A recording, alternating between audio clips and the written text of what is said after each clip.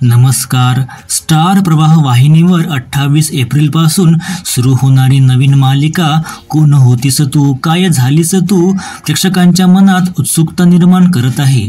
या मालिकेमुळे लोकप्रिय गौरी आणि जयदीपची जोडी पुन्हा एकदा छोट्या पडद्यावर येणार असून यावेळी ते यश आणि कावेरीच्या भूमिकेमध्ये दिसणार आहेत. आतापर्यंत या मालिकेचे 3 प्रोमो प्रदर्शित झाले आहेत आणि त्यातून कथानकाच्या अनेक पैलूंची थोडक्यात झलक मिळाली आहे.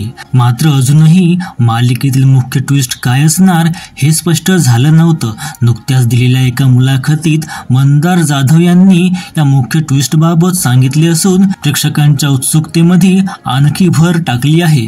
मालिकेबद्दल कोणता मोठा ट्विस्ट मंदार जाधव यांनी उघड केला जाणून घेऊया, पण त्याआधी मराठी मालिका विश्वातील नवनवीन अपडेट्ससाठी चॅनलला नक्की सबस्क्राईब करा. मालिकेबद्दल मंदार जाधव म्हणाले, ही मालिका आमच्या आधीच्या मालिकेपेक्षा खूप जास्त उत्सुकता वाढवणारी आहे.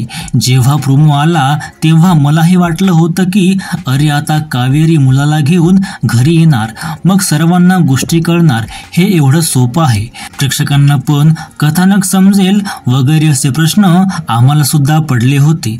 यात काय ड्रामा आहे, पण मी तुम्हाला सांगतो ड्रामा हा खऱ्या अर्थाने आताच सुरू होणार आहे.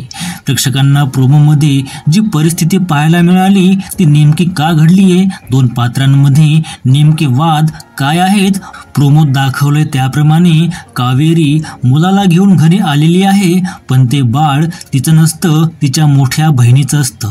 त्यामुळे घरात सर्वांना वाटते की कावेरी या घरची सून आणि माझी वहिनी आहे, पण मला माहिती आहे ही माझी वहिनी नाहीये, कारण यशने त्याच्या वहिनीला पाहिलेलं असतं.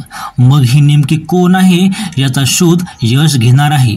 मालिका जशी पुढे जाईल त्यानंतर हळूहळू तुम्हाला सगळ्या गोष्टी कळतील. जेवढा प्रोमो सोपा दिसतोय तेवढा नाहीये असं मंदारने सांगितलं.